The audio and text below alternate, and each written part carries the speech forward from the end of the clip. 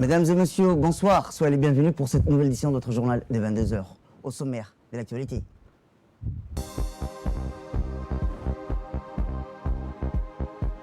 À la une dans l'actualité nationale, remise d'équipements médicaux au ministère de la Santé.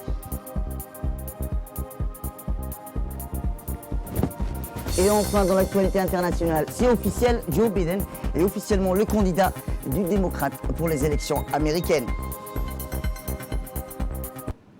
C'était les titres. Bonsoir et bonne année à vous.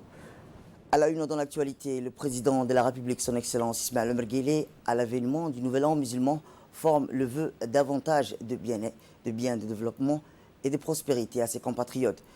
Ainsi, je forme l'espoir que l'an musulman soit source de plus grandes opportunités et perspectives positives pour chaque Djiboutien et chaque Djiboutienne, a souhaité le chef de l'État. Je forme l'espoir qu'il soit également propice à un accès encore plus important des franges les plus modestes de notre société aux bienfaits des fruits du développement entrepris, a-t-il poursuivi. Dans ce vœu à la nation, le président Guelleh, qui a une pensée particulière à ses concitoyens en proie aux difficultés et à la maladie, a surtout émis l'espoir que le Nouvel An musulman soit un creuset propice à l'affirmation d'une solidarité patriotique encore plus soutenue et plus prononcée sur nos cieux.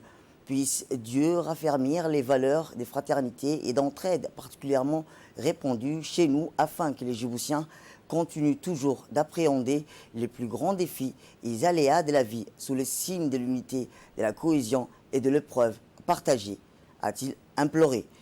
Et le président de la République a prié Dieu Tout-Puissant d'assister à notre nation, a-t-il dit, entre autres, puisse dans notre sainte religion la persévérance et la foi propice à la poursuite de nos efforts pour le bien-être et l'épanouissement de tous nos compatriotes.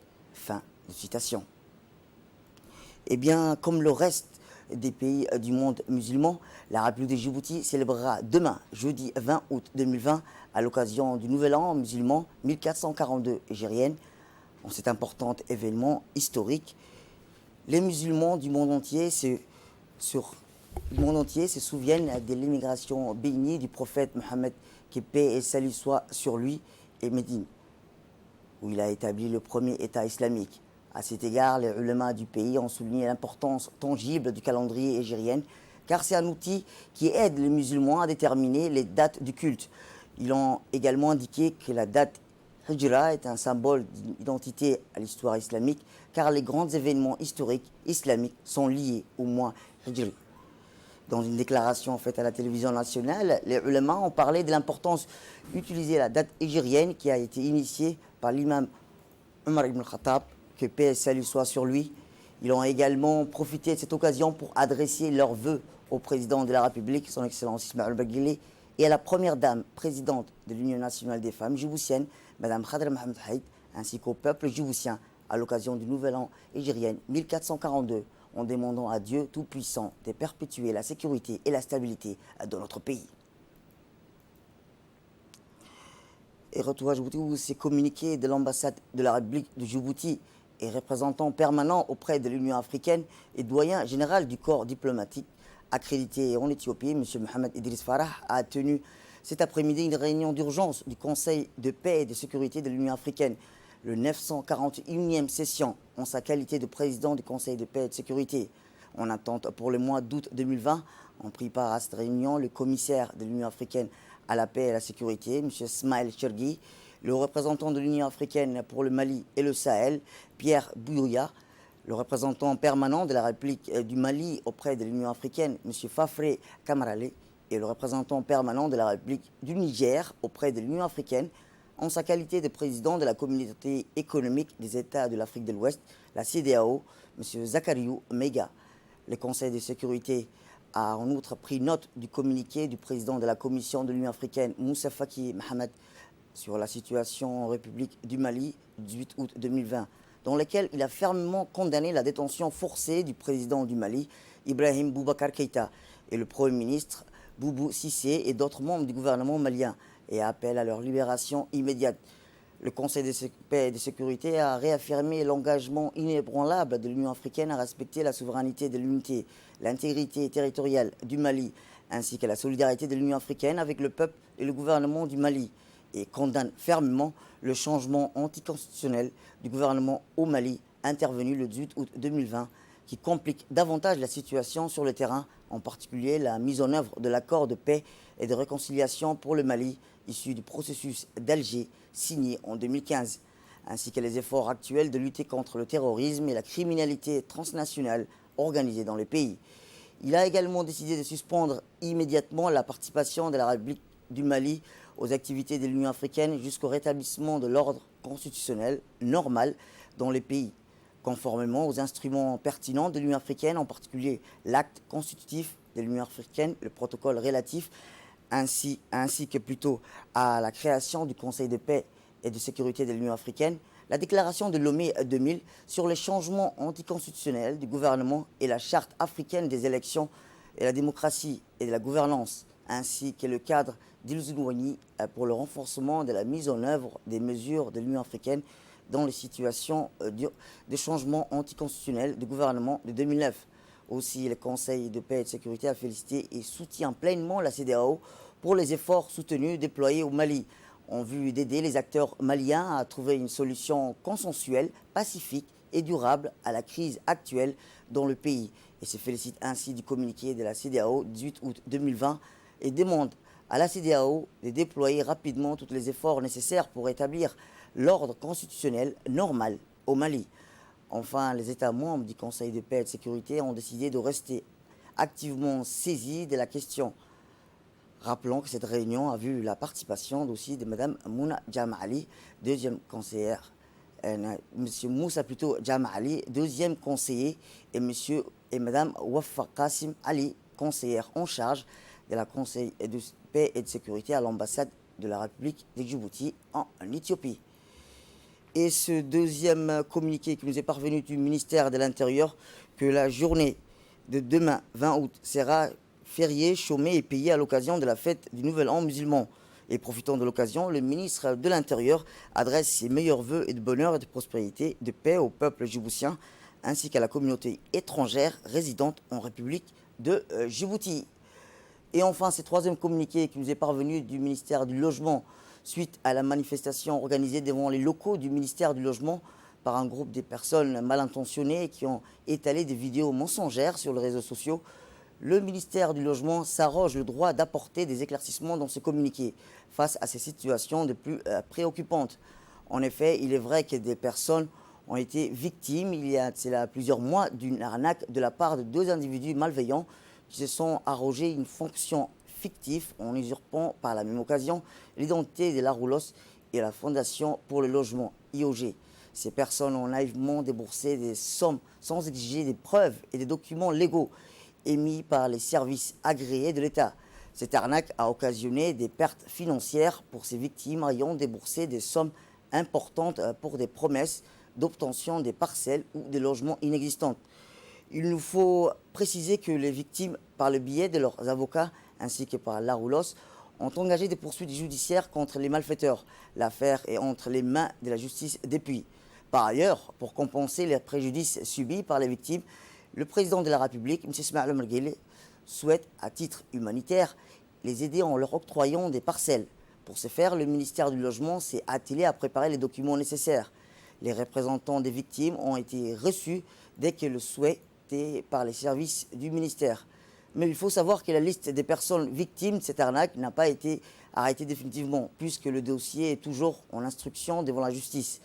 D'autant qu'un nombre important des personnes ne disposant pas des preuves des paiements effectués.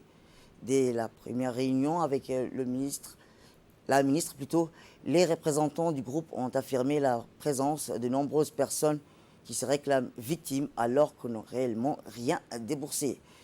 Le ministère du Logement, tout en prenant à cœur cette affaire, reste dans l'attente de la transmission de la liste complète des personnes laissées. Aussi, il est regrettable que des personnes mal intentionnées manipulent des victimes naïves et fassent circuler sur les réseaux sociaux des propos diffamatoires à l'encontre du responsable du ministère du Logement. Sachant que le gouvernement fait tout ce qui est en son pouvoir pour apporter au concours et aux personnes laissées. Pour les vraies victimes, le ministère du Logement les exhorte de ne pas se laisser entraîner pour des fins malsaines pour les investigateurs et auteurs des diffamations et des mensonges pour créer une confusion des âmes. Le ministère du Logement va porter plainte devant la justice pour diffamation. Dans l'actualité nationale santé à présent, où le ministre de la Santé, M. Mohamed Ouarsama Dirie, et l'ambassadeur du Japon à Djibouti, M. Koji Yonitani, se sont rendus hier à l'hôpital général Pelletier et à l'hôpital de Belbela, Chiro, afin d'effectuer la remise des dons d'équipements médicaux financés par le gouvernement du Japon. Ces projets qui a pour objectif de renforcer les services médicaux en faveur de la population djiboutienne et une manifestation des relations amicales et fraternelles qui existent entre les deux peuples djiboutiens et japonais. Les dits matériels d'un montant de 200 millions de yens, soit environ 320 millions de francs djibout, comprend notamment des équipements pour la santé mère et enfant, tels que des incubateurs, ceux de haute technologie comme une angiographie, la santé pour tous, la couverture sanitaire universelle, est un sujet de premier plan dans le cadre de la conférence pour le développement de l'Afrique, la TICAD, dont la 7e version s'est tenue au Japon il y a un an, au mois d'août 2019, à laquelle une forte délégation djiboutienne a participé, dirigée par son Excellence M. Ismaël Omar Guelleh, président de la République de Djibouti. Le Japon souhaiterait à ce qu'on doit soit au bénéfice à la population djiboutienne et contribue au renforcement du système sanitaire en République de Djibouti.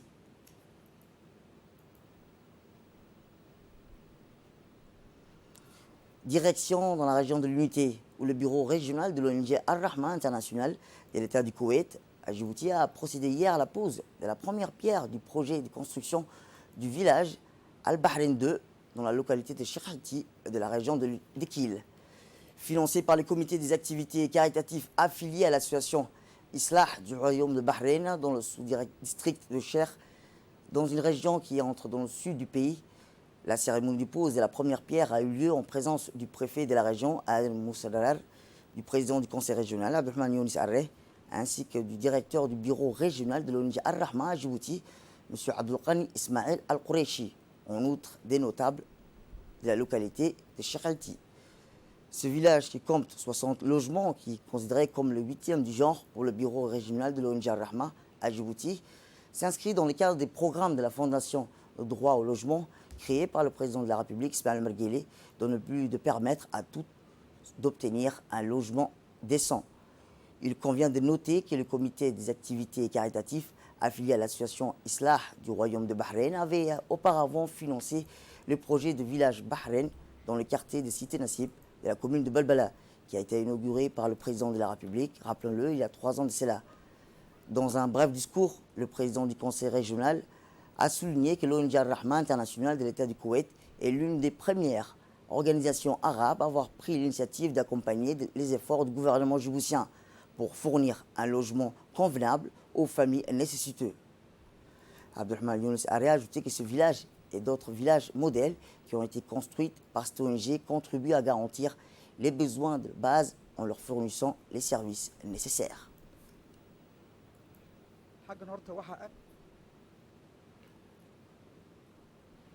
Dans son intervention, le directeur du bureau régional de l'ONG Ar-Rahma International a réaffirmé l'importance du soutien inlassable que le bureau a reçu depuis son ouverture à Djibouti, il y a plus de 2 décennies, par le gouvernement djiboutien, dirigé par le président de la République, M. Ismaël Omar Guelleh, qui lui a permis de mettre en œuvre de nombreux projets caritatifs dans la construction de 7 villages exemplaires.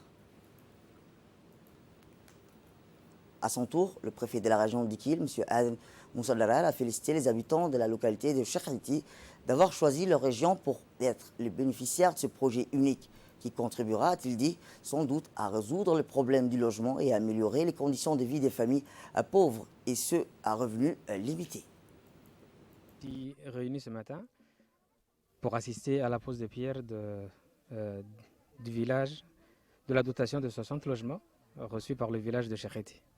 Donc, historiquement, Chekhalti est un village très récent, au fait qu'il y a déjà une école, qu'il y a déjà un forage, où la population est là depuis un certain temps et où la population rurale, en fait, surtout les gens de la brousse, s'y sont installés. Donc c'est un petit village qui se développe petit à petit et qui aujourd'hui a eu une certaine dotation aux logements sociaux réalisé par l'association Ar-Rahma International avec un financement reçu par nos frères de Bahreïn. Donc, nous remercions ces gens généreux qui ont voulu, venant de très loin, pour assister et aider les populations djiboutiennes à avoir un logement décent pour pouvoir élever leurs enfants et assister à la création d'un village ou à la création d'une ville, quelle que soit. Parce qu'ils ont commencé déjà par Dekhl, où il y a pratiquement 100 logements construits par l'association Ar-Rahma sur financement de donateurs, de bienfaiteurs venus de partout. Donc c'est le deuxième grand projet que l'association Ar-Rahma réalisera ici, d'un point de vue logement. Donc ils sont à 60 logements aujourd'hui ici. Et je pense que ce sera non seulement bénéfique pour la région, et le village également, mais c'est également bénéfique pour toute la population de Dikil. Donc je dis grand merci à l'association Ar-Rahma qui a su se débrouiller pour trouver ce financement à cette population. Toujours dans la région de Dikil ou dans le cadre du programme régional pour faciliter les commerces appuyés par les 11 fonds européens et l'Union européenne a coordonné par le ministère du Commerce, du Comité technique national, la facilitation des échanges commerciaux conduite par le directeur du commerce extérieur et l'intégration régionale, M. Hassan Aden Chihim, se sont entretenus à la préfecture avec les autorités administratives, les services déconcentrés ainsi que des représentants des petits commerces transfrontalières pour évaluer l'état, rappelons-le, des situations de Khalafi et l'impact de la pandémie du Covid-19 dans cette région.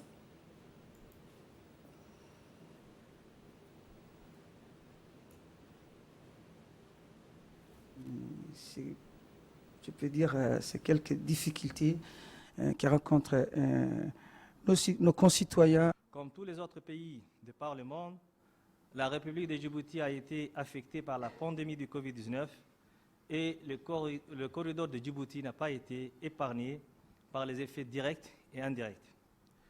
La mission d'évaluation souhaite comprendre auprès des acteurs que vous êtes des défis rencontrés et les besoins d'assistance technique à mobiliser, à prendre en compte dans le cadre de la facilitation du commerce. Chers participants, il est clair que les petits commerçants transfrontaliers ont rencontré des difficultés pendant la pandémie. C'est pourquoi nous souhaitons évaluer les besoins de ces petits commerçants et les impacts de la pandémie sur leurs activités. La République de Djibouti et la République démocratique et fédérale de l'Éthiopie disposent d'un cadre de coopération pour la mise en place d'un protocole sur le commerce transfrontalier. Dans ce cadre, le ministère du Commerce envisage très prochainement de soumettre un projet de décret pour la délivrance d'un certificat pour les petits commerçants transfrontaliers. Et dans l'actualité sportive, la Fédération djiboutienne de tennis de table a démarré un stage d'arbitre local pour les animateurs des différents CDC de la capitale. Ce stage s'inscrit dans le cadre du programme de développement du tennis de table dans l'ensemble du pays. Ce stage s'étalera plutôt durant une journée de 3 jours, du 18 au 20 août, au CDC de Carte 3. En tout, 26 participants et 13 CDC de la capitale. Ce stage est animé par un expert local, en l'occurrence Mohamed Siré, arbitre international djiboutien. Cette cérémonie a vu la participation du président de la Fédération djiboutienne de tennis de table, M. Mahmoud Omar, et l'ensemble du comité directif, ainsi que le secrétaire général du comité national olympique, Faisal Raghib. Sous l'égide du secrétariat d'État à la jeunesse et sport, ce stage qui s'inscrit dans le cadre du programme de développement du comité national olympique et également du programme de la Fédération djiboutienne de tennis de table, programme de formation de la Fédération djiboutienne de tennis de table, sera animé par des experts nationaux, en l'occurrence M. Mohamed Sougué, qui est un arbitre international, et également Ismaël Ali, qui est responsable de compétition. Sachez également qu'au début du mois de novembre 2019, nous avons lancé aussi les premières activités au niveau du CDC concernant pour la détection des jeunes talents qui était également aussi un programme de la solidarité.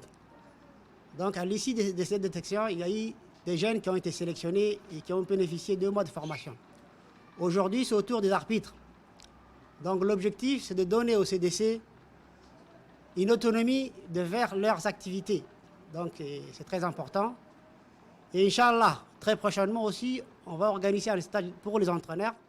Comme ça complète l'ensemble de formations. Donc les CDC auront la capacité de faire les activités d'une manière autonome.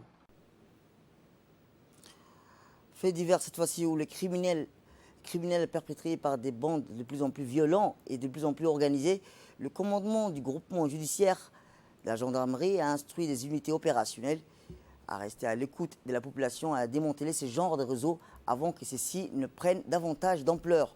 C'est dans ce contexte, en l'espace d'une semaine, 3 bandes organisées ont été démantelées dans la commune de Boulaos et de Balbala. C'est dans le cadre de ces opérations et suite aux multiples plaintes déposées par la brigade de Cheikh Moussa que les enquêteurs ont pris l'existence d'une autre bande organisée portant le nom d'une rue Chéra. Spécialiste des extorsions avec armes blanches, les membres de cette bande n'hésitent pas à faire usage de ces armes en cas de refus de la victime à se faire détrousser. Ainsi, un véritable travail fourni a été entamé par les enquêteurs de la brigade de Cheikh Moussa qui s'est soldé par l'identification du chef de ce réseau ainsi que par ses plus fidèles compagnons.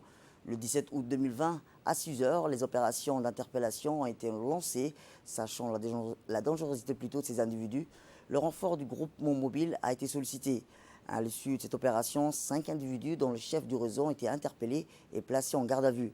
Les perquisitions effectuées ont permis la découverte de 26 téléphones portables, comme vous le voyez sur les images, de différentes marques, des gants ainsi que des armes blanches dont certains présentaient plutôt toujours des traces de sang humain. Confrontés à des preuves matérielles, la mise en cause tous reconnu le fait qu'ils leur sont reprochés. Ils seront traduits devant la justice pour répondre de leurs actes. La gendarmerie nationale rappelle encore une fois à la population d'éviter tous les lieux isolés et sombres, et c'est surtout une fois la nuit tombée. Le centre opérationnel de la gendarmerie est mobilisé 24 heures sur 24 pour recevoir les doléances de la population. Alors n'hésitez pas à contacter le 116 en cas où vous êtes victime ou témoin d'une telle agression. Et avant de clore l'actualité nationale, dans la page nécrologie, nous avons le regret de vous annoncer le décès de feu Mako Ahmed Bourri, maire de l'actuel ministre de la Justice, M. Ali Hassan Bahdoun. La défunte Mako Ahmed Bourri, née en 1931 à Holhol, était connue pour sa grande sagesse et sa bonté. Elle laisse derrière elle une nombreuse famille, dont 11 enfants et des petits-enfants et des arrière-petits-enfants.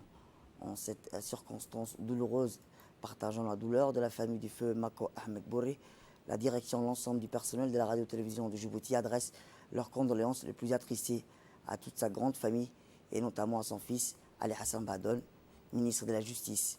C'est ainsi que le ministre de l'Économie et des Finances, Ilyas Moussa Dawale, adresse ses condoléances au ministre de la Justice et à toute la famille du défunt Mako Ahmed et à ses proches. Par ailleurs, l'ambassadeur de Djibouti au Soudan, Ahmed Ali Abaré, et les personnels de l'ambassade du Soudan, l'ambassadeur de Djibouti en Allemagne, Adel Mohamed Dileta, adressent leurs condoléances au ministre de la Justice, à toute la famille de la diaspora de la défunte Mako Ahmed et à ses proches. Tous prient le bon Dieu de l'accueillir dans son paradis éternel. Inna lillah wa inna ilayhi raji'un. Et dans l'actualité internationale, en Allemagne, le nombre de nouvelles infections au Covid-19 repart à la hausse avec 1390 nouvelles infections comptabilisées plutôt au cours des dernières 24 heures. Vendredi dernier, 1449 nouvelles contaminations avaient été détectées, un record depuis le 1er mai. Cette hausse a été observée depuis fin juillet selon les autorités sanitaires allemandes, qui précisent qu'une infection sur 3 est actuellement due à des personnes revenant de l'étranger. Le ministre de la Santé, Jens Spahn, souhaite pour sa part se pencher sur le regroupement familial qui constitue une source non négligeable de propagation du virus, tandis qu'Angela Merkel a exclu mardi toute nouvelle mesure d'assouplissement des règles sanitaires face à la hausse des cas, invitant à la population au strict respect des consignes. Pour cela, la dirigeante conservatrice s'est montrée ferme qu'elle a nécessité de porter un masque dans certains lieux publics, mais aussi de respecter la quarantaine imposée en cas de retour d'un séjour dans une zone classée comme risque par le gouvernement. Et je vous le dis dans le titre, direction aux États-Unis, c'est officiel, Joe Biden est le candidat démocrate pour l'élection américaine de novembre prochain. Convention virtuelle oblige. Les 4750 délégués n'étaient pas présents sous le même toit, mais en duplex afin de voter en direct pour celui qui devra faire face à Donald Trump. Joe Biden a célébré son nouveau statut de candidat démocrate avec sa femme et ses petits-enfants dans la bibliothèque d'une école de Delaware, son état d'origine. L'ancien vice-président des États-Unis, âgé de 77 ans, doit accepter plus formellement cette nomination jeudi lors du discours de clôture de la Convention démocrate. C'est tout pour cette édition. Merci à vous de nous avoir suivis. Restez avec nous pour la suite de nos programmes télévisés et bonne soirée.